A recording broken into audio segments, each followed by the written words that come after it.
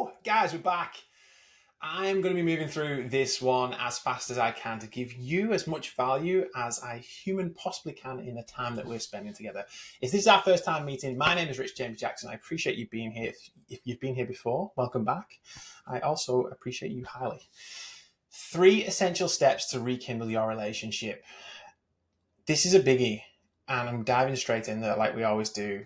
Before I get too far into this show, I want to make it really clear that today's show is for you if you found yourself in any of these 3 levels. So level 1, you've had a couple of bumps recently inside of your relationship. It doesn't feel like it's super abnormal yet, but you prefer not for these bumps to keep popping up.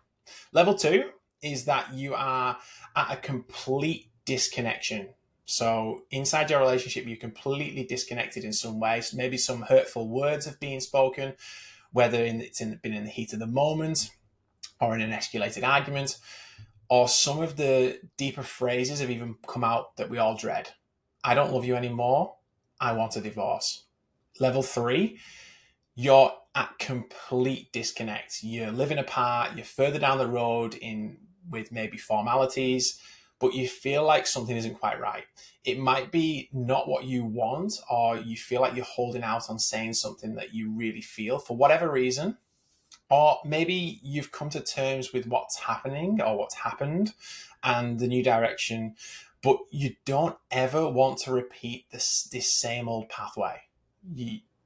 And the reason I say this is because if you're not on either of those 3 levels, I want you to just stop this show right now and scroll through and listen to other shows that I've done, because I really value your time and I don't want you to waste your time on something that won't be applicable to you right now. Now, with all that said, let's get stuck into it. Today's show is based off the premise that there is a problem, whether it be big or small, but there is a clear problem within your relationship at the moment. And I'm going to assume if you are still listening here right now, I'm going to assume you want to solve it. The very first step to rekindle your relationship is to unite. Now, what I mean by this is that you need to get yourself on a safe and comfortable level with your partner. Sounds pretty easy, right? But it's probably the hardest thing to do, because at the minute, it might feel like you're walking on planet Earth and they aren't even in the same solar system as you.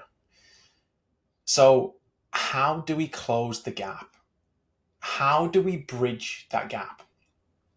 I've worked with couples who felt like they've been drifting apart for 5 years married, 10 years married, 20 years married. They have a gorgeous family together. And do you know what we identified as the first problem in a couple of different scenarios, in a couple of different situations and a couple of different couples? The very first problem, I'm just going to throw this at you, it may not be yours. They were stuck in the daily grind.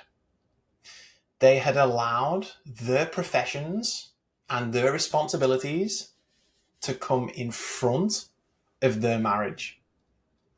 Now, if we just pause here for a minute, especially around like professions and jobs, in this example, and this may be relevant to you, can you see the problem here? And it can be so easily done, even more so when there are high pressure, more stressful professions, and maybe your role is highly stressful and high up. And when they're in the mix, it can sometimes come down to an individual and your core identity and beliefs getting caught up in how you need to be at work. And sometimes it can be really exhausting to put your professional hat down, your work hat down, and put your mum, your dad, your loving partner, put that hat on when you come home. And to ram this home a little bit more, if you died tomorrow, your job would replace you in days, months if you're at some kind of exec level. Your family will never be able to replace you. Let that sink in. When we got this couple onto the same level, everything changed for them. They began to pull in the same direction. Rather than just push against each other all the time, they transformed challenges into opportunities for growth. And do you know the best part? And it's actually really simple to do. You need to meet them where they are. Let me say that again. You need to meet them where they are. So, if they are in a different solar system, grab your spaceship. That's where we're going. And what I mean by this specifically is to essentially stop talking and start listening. So this means no smart replies, even though you might be right. No silly remarks that you know are just going to end up pissing the other person off even more. Just be present and listen. Let them speak. Let them open up about what's really going on for them. This isn't about you. It's not about you. This is their own internal representation of what is happening or what has happened for them. So park your map of the world and just be fully able to see everything from their perspective, which will be a whole different perspective compared to your own. You need to ask the right questions. You need to be able to repeat back parts that have been said with empathy and understanding to show that you're listening and not be a smart ass. And you need to hold the door open for a potential landslide of stuff until it's all out of them. Remember, this is the map of the world, of the events that have happened or are happening. This isn't anything to do with you. This is their take on what's been happening for them. This doesn't make them right. They will have their map of the world. You will have your map of the world. Then, somewhere normally in the middle, there will be actually reality and some kind of factual reality in there as well. And all three are normally and can often be very different. Step number 2, now you are successfully on the same playing field from just a communication level, we can look to start to transform things. Ever heard of the saying that if nothing changes, nothing changes? Well, this could not be more true here also. Just getting onto the same playing field isn't enough for this not to be just a 1 month, 3 month, 1 year revolving loop that just happens time and time again. Something needs to change. And I want you to answer these questions. What would change in your relationship if you deeply understood your partner's love languages?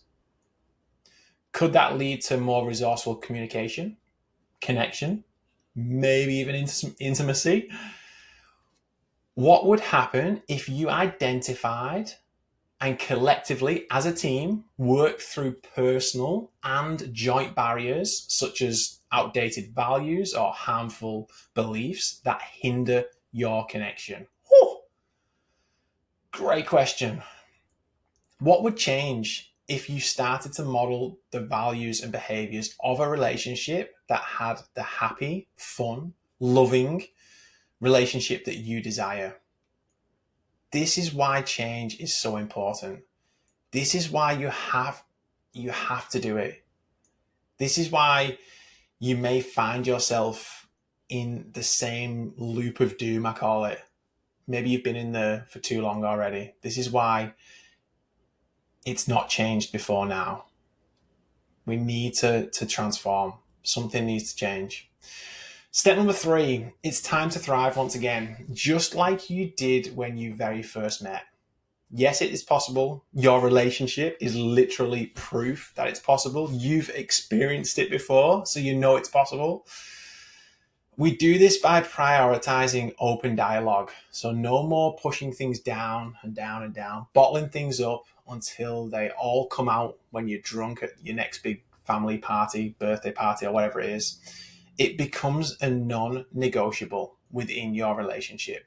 Just like brushing your teeth is a non-negotiable before you leave the house in the morning, it gets cemented into your relationship in the exact same way. You create the space, even put it in your calendars, create the space to have that open dialogue, to hear each other and to really listen. You need to craft a shared vision that excites you both and reintroduce fun, reintroduce joy, such crucial elements that often just get left by the wayside. You're allowed to be silly. You're allowed to be playful. You're allowed to actually enjoy the journey together. So what does your shared vision for the future look like? Do you even have one? Do you know what the vision for your relationship together looks like in 3 years, a year, 3 months? I have a quote that I came across recently that I want to share with you. Two souls with a shared vision for the future are like two streams merging into a powerful river.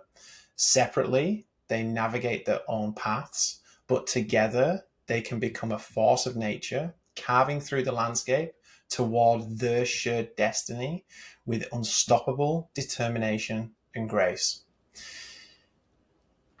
I love that quote. Can you reintroduce date nights? Is there a hobby that you could both look to start together or reconnect together if you've done it before? What family activities could you do that help you reconnect on a deeper level?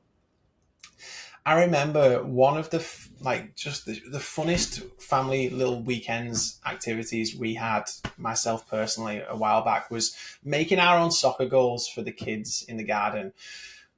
Really simple. We did the Friday night before the Saturday, we created like a little clear goal together. We just grabbed a little pen and pencil and paper, did a little sketch up of what we were trying to achieve. We all went to Bunnings. We all picked out the wooden beams. We went and grabbed the white paint and we got some bags of cement. We came home on the Saturday. We dug the holes together. We had the kids mucking around as well. We cut and fixed the timber together. We painted, and then we even went online together that night to order the net for it. And it was just such a cool family activity that we had so much fun along the way, mucking around with like the dirt and the paint. And there's just like excitement and joy throughout, and to really step away from it and look like, oh, we've created something and that's going to be there. Like it's cemented in, it's going to be there. Super simple, yet it was really powerful for us. As we wrap up today's deep dive into rekindling your relationship, let's quickly recap the pivotal steps we've explored. Number 1, unite. It all begins with getting on the same wavelength with your partner. Remember, the goal isn't about proving who's right, but about understanding and empathy. Listening, truly listening, is where the magic starts. Let your partner express themselves fully and strive to see the world from their perspective. Step 2, transform. Acknowledge that for things to improve, change is essential. Understanding each other's love languages, confronting and reshaping outdated values or harmful beliefs, and modeling behaviors of a thriving relationship can significantly alter the course of your connection. Step 3, thrive. Finally, reintroducing fun, reintroducing joy and open dialogue that mark the early days of your relationship. Make it honest, make it transparent with your communication. Make it a cornerstone of your relationship, just like any other daily routine you have. Craft that shared vision that excites you both and pursue it with everything you've got. Pursue it with passion, all the passion you have. Now, I want to leave you with 3 questions to ponder. These aren't just questions to think about, but challenges to engage with actively. Your answers to these can be transformative, not just for your relationship, but for your own personal growth as well. Ask yourself the question, how can I demonstrate through my actions, not just my words, that I'm fully committed to understanding and meeting my partner's needs. Reflect on how you can show them love in the way that your partner receives it best. In what ways have I been avoiding open and honest communication? And what's one thing I can do to break that pattern? Oh, such a good question to think about. This is about acknowledging the barriers that you've put up and considering tangible actions to take to bring those walls down. Remember, the journey of 1,000 miles begins with a single step. These steps unite, transform, thrive, are your roadmap to not just saving, but also enriching and deepening your relationship. Thank you for tuning into today's episode of King's Legacy Show. If this conversation has sparked something for you, don't keep it to yourself. Share it with me via Facebook inbox, or share it with someone who could benefit from it. And remember, your journey to a better relationship starts with a single step. I'm Rich James Jackson, reminding you to embrace the journey, challenge the status quo, and always strive to build your legacy. Until next time, stay strong, love deeply, and fuck small talk.